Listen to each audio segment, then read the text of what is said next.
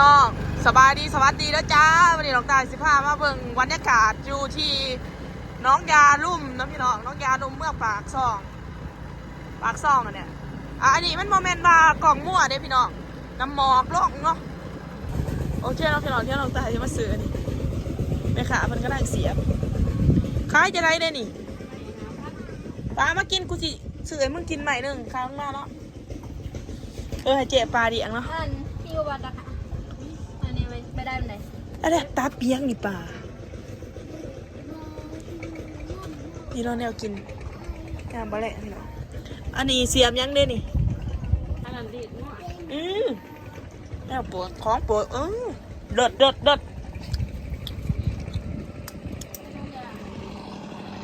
อันนี้มันบ้านยังเด้นี่น้องยาเถิงนะพี่น้อง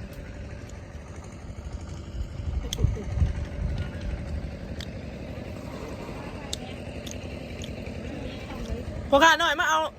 ใส่ท้องให้เอื่อยในดูปลาเอาแม่กูจะซื้อของมึงกินซื้อกันก็หน่อยเขียนได้หากูซื้อให้พี่อาปลากวงนะเด้อปลา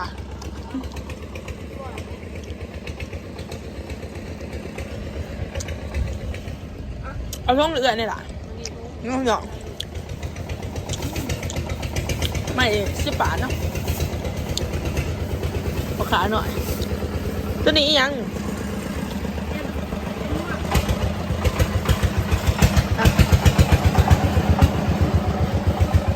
โอเค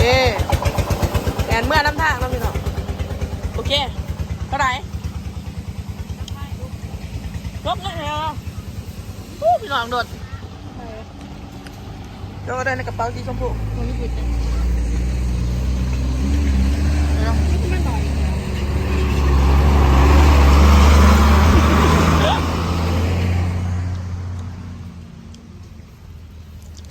พี่น้อง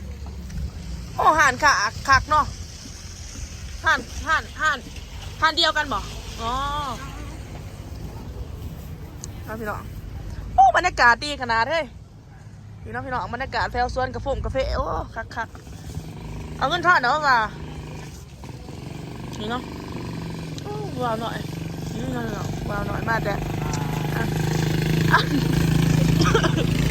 โอ้กูจะมากเลยว่ะโอ้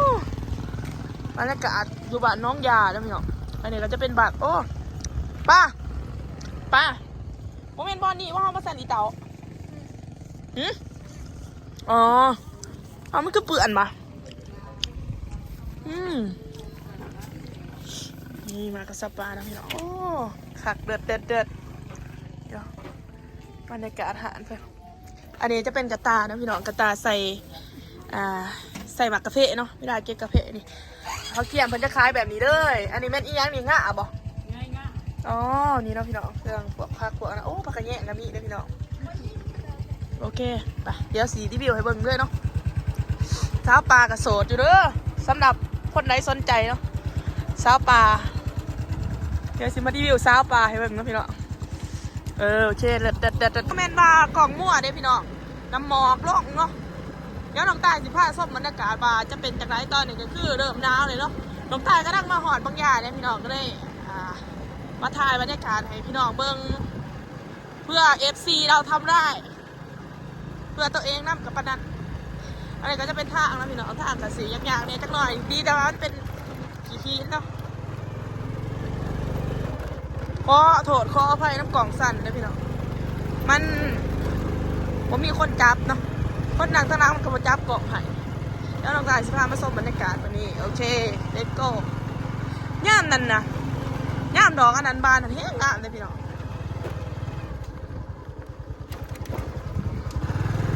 มากับสาวป่าสาวเพิง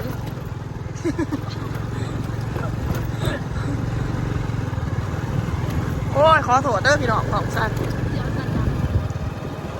ดีเนาะโอ้อันนี้เขากับเก็บกระพงกาแฟเขาจะซื้อกาแฟได้เลยพี่น้องแต่ว่าเขาเก็บออกมาเขาก็มาซื้อมาลัดเอาด้วยเนาะขอโทษหลายๆเลยกล่องสั้นขอโทษขอเอาไฟน้ำมากาแฟอู้เสียดายเด้ผมมีสวนกาแฟเนาะโอ้ว่ากาแฟเขาแถวนี้โลกขนาดพี่น้อง โอ้บึงเนี่ยปลาเบิ่งซอยกูเนี่ยปลาไอ้มีมากระเพาะนี่ด้วยพี่น้องสำหรับผู้ใดที่มักธรรมศาสตร์นะพี่น้องเหมาะสมเลยขนาดทางกะสีขนกขะเด็กแน่จังหน่อยแล้วมีแต่คนนี้ไปวะมาหยิบใช่ไหมเสย จอดรถเคาะเบอร์หรือนะป่าไม่บอกเขาหยิบใช่ไหม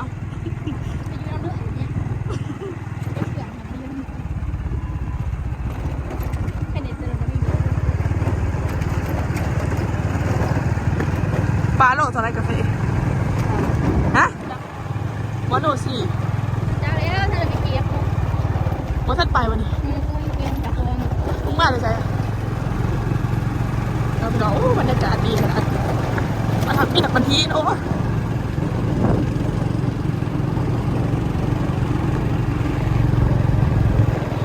ทำบ่ลงน้องทำบาบ่ลง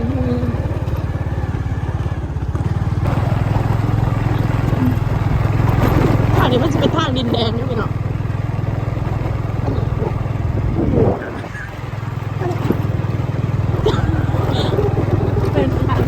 เป็นกดอย่างเงี้ยสารเงี้ยโอ้กันได้ดีนะเอาไปปะโอ้งามแค่ลิสายใจ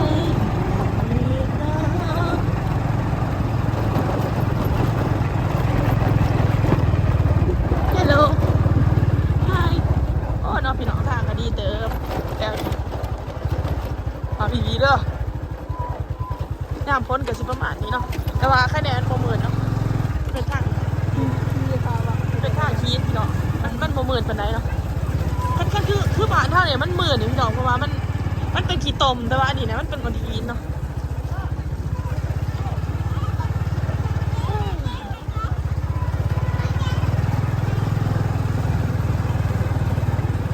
โอ้ยมากับสาวโสดเท่านั้นพี่เนาะ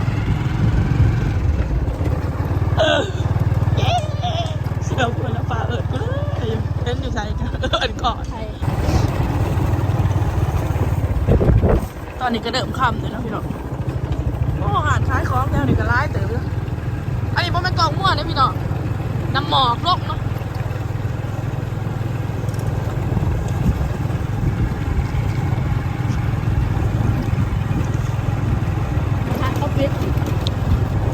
มันเป็นหนาแล้วโอ้ยหมอกลกพี่น้องหมอกใต้น้ำขนาดเลย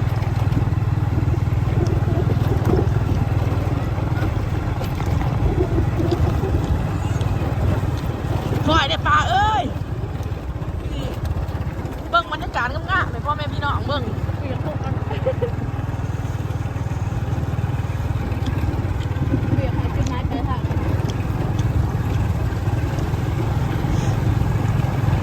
ลกคำแดงมาอย่างนี้เขากับสีเดิมลกมาจะเก็บกระเพาะแล้วพี่น้องนี่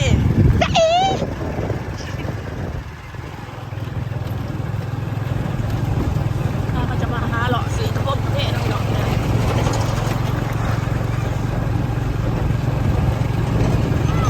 กุ๊กยังกูเบาแบบผู้สาวสีหอดนะบ่ดีป่ะโอเคพี่น้องสีหอดนะแล้วตอนนี้สปาเพิ่นพาขี่รถส้มบรรยากาศเนาะ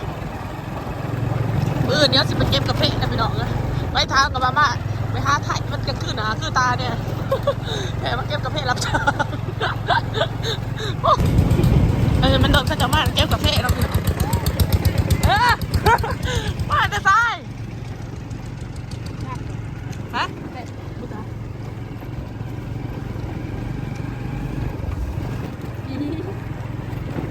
ลืมกดรออันนี้รออโลนะพี่น้องโอเคนะพี่น้องตอนนี้ก็เป็นเวลาเที่ยงคืนเนี่ยเนาะพี่น้องน้องตายกับมาแต่รีวิวทางให้เบิ่งกับมานอนตัดคลิปเนาะดื่มไปว่าดื่มปิดคลิปก็สำหรับคลิปนี้ก็สิจบเพียงสมิเด้อพี่น้องฝากกดไลค์กดแชร์กดติดตามเพื่อเป็นกำลังใจให้น้องตายในตอนนี้น้องตายก็สินอนก่อนเนาะโอเคพอกันใหม่คลิปหน้าบ๊ายบาย